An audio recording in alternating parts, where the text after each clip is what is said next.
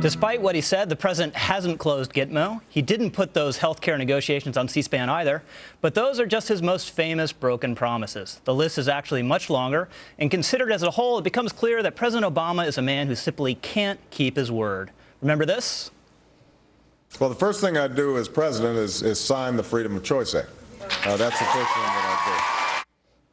The Freedom of Choice Act would have prohibited any federal, state, or local restrictions on women seeking abortions, but lo and behold, the president never got around to signing that bill into law. He has also made a major pivot on health care. This is what he said on the campaign trail. Senator Clinton believes the only way to achieve universal health care is to force everybody to purchase it. And my belief is the reason that people don't have it is not because they don't want it, but because they can't afford it. So it's a little odd that the bill he just signed into law requires each and every American under penalty of law to purchase health care. These flip-flops extend to border security, too. Here's what candidate Obama had to say on that subject. We need tougher border security and a renewed focus on busting up gangs and traffickers crossing our borders. That begins at home with comprehensive immigration reform. That means securing our border and passing tough employer enforcement laws.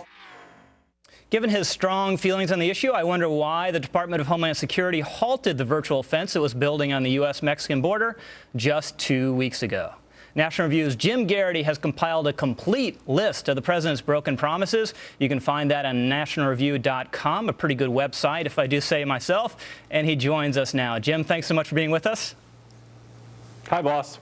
So, Jim, you were the first one I know who pointed out this phenomenon of Obama statements having an expiration date. When did you notice it?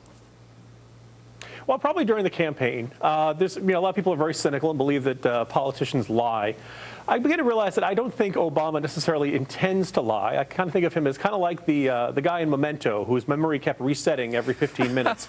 He says very heartfelt promises, and then he just kind of forgets them. Or I'll give him a benefit of the doubt. I'll be a sympathetic guy and say that he actually intends it the moment he says it.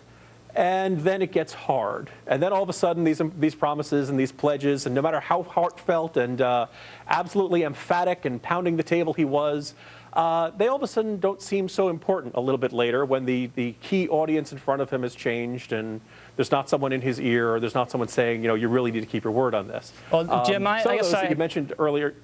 Sure. I think I have a slightly more cynical theory. I think any liberal or left-wing candidate running for president of the United States in this center-right country inherently is forced into making statements and representations that he's not going to follow through on if he's really true to his core convictions.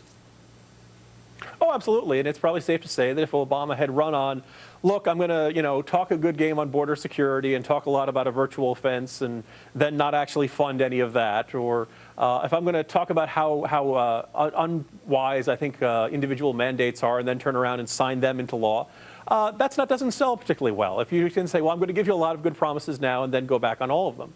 I think that Obama kind of lets him. Sorry, go ahead. So how long was this list, he likes Jim? To go with whoever is in front of him wants to hear. He wants to emphatically emphasize and underline that. So how many items approximately did you accumulate on this list, and how long did it take you? Did you just lock yourself in the basement for 2 or 3 days and go through all these? Well, you've seen my office, Rich. No, I haven't. This is about 30. I got to 33, and that's when the debilitating carpal tunnel set in. Some of those were from back during the campaign.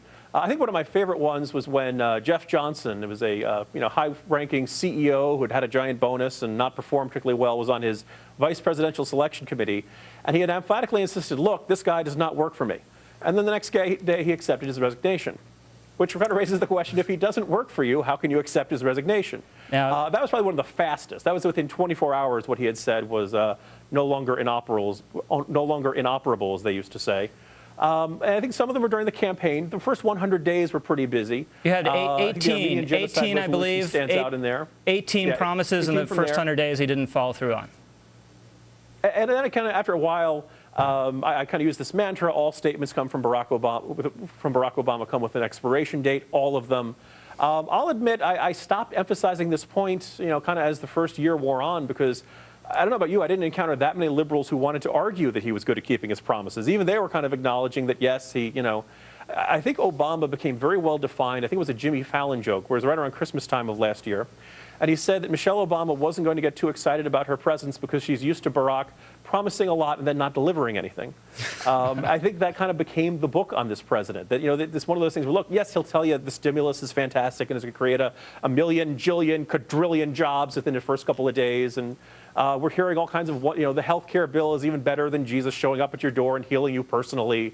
You know, everything, it always gets overpromised and oversold. And then he forgets about that down the road. And, you know, one of our friends, Mary Catherine Ham, had observed in one of his speeches after signing the health care bill that he went from the "this bill will fix everything" to the "now let's be patient, this bill won't fix everything" in the same speech. Yeah, well, I think he realizes how he got caught out over-promising about the stimulus. It was going to be 90% of the jobs were going to be in the private sector. His administration said it would keep unemployment under 8%. And he's made representations during the health care debate that will just turn out to be flatly untrue. Premiums are not going to go down.